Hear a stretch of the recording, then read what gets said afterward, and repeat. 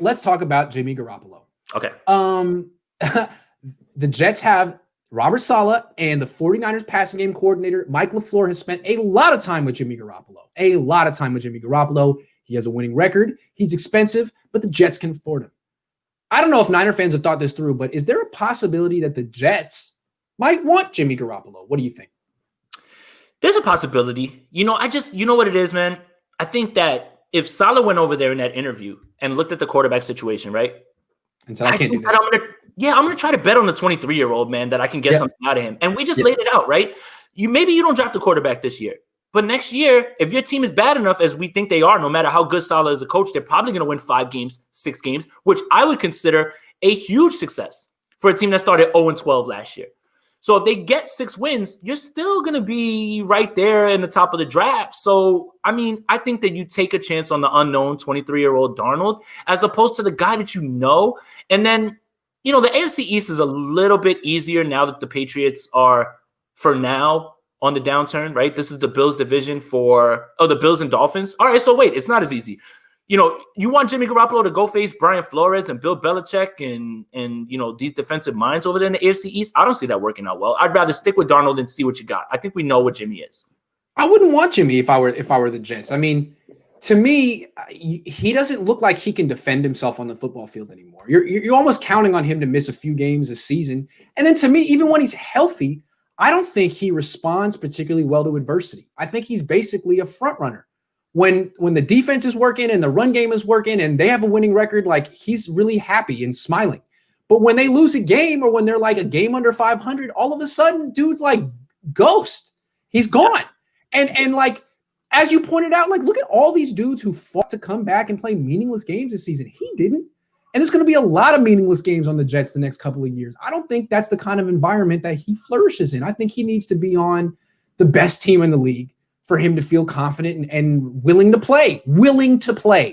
I think what's going to happen if he goes to the Jets, he'll get knocked around a little bit and he'll be like, you know what? We're 2-6. Why am I out there? I'm going to save myself. So I wanted to pull up. I mean, I agree with you 100%. That's what I was alluding to when I said stay away from Jimmy Garoppolo, Robert. So Jimmy Garoppolo is better than Darnold. Okay. Today, yes. Whose ceiling is higher?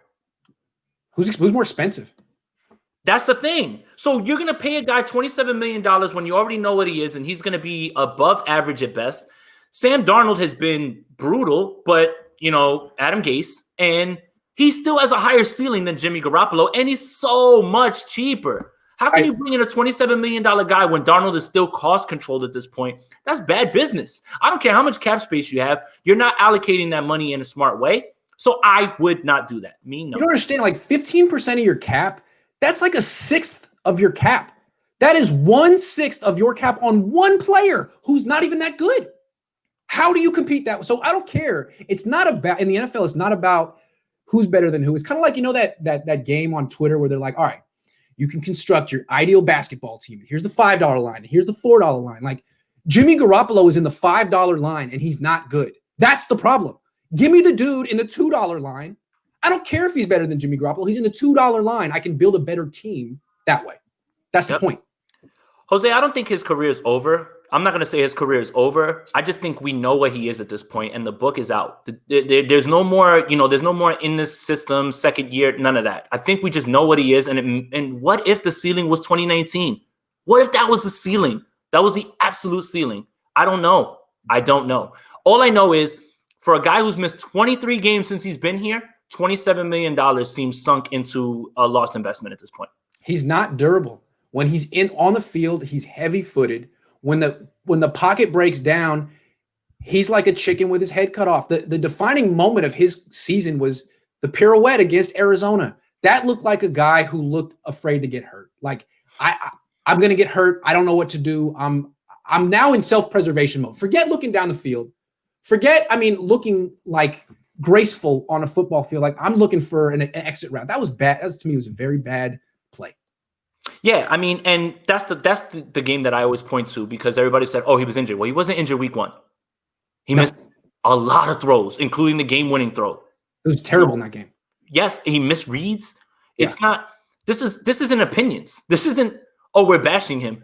When you look at the film, black and white, it's all there for you. And then when he came back and was like, not 100%, but still on the field, like quarterbacks play through injuries. He was terrible. He's non-functional unless he's 100% healthy. Non-functional. No.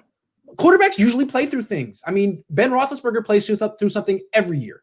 Matthew Stafford came out week 17 with his arm hanging off the bone and threw 3 touchdowns. Don't tell me that guys don't play football. Play football. It's not tennis, Jimmy.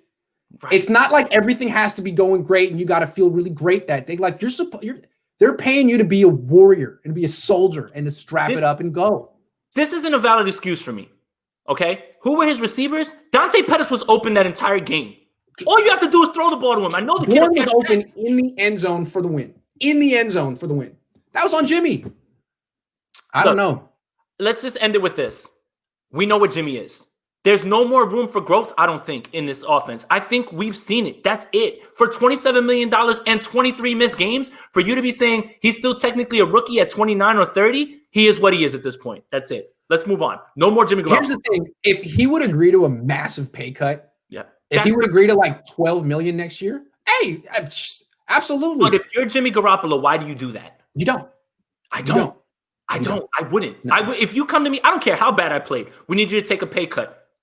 Nope. No. I'm keeping all of that money. What are you talking about? No, it's like, if you want me to take a pay cut, okay, fine. Just convert my base salary to signing bonus. I'll take the money a different way. And now I have long-term security because there's dead cap if you cut me. Do that. Yeah. I'm not going to give you money back. And then if the Niners are like, oh, we're going to cut you and let the market decide, and we'll give you a competitive offer, he might just, to spite him, be like, all right, well, I'm not going to resign. I'll go anywhere but here. I don't care. That could happen.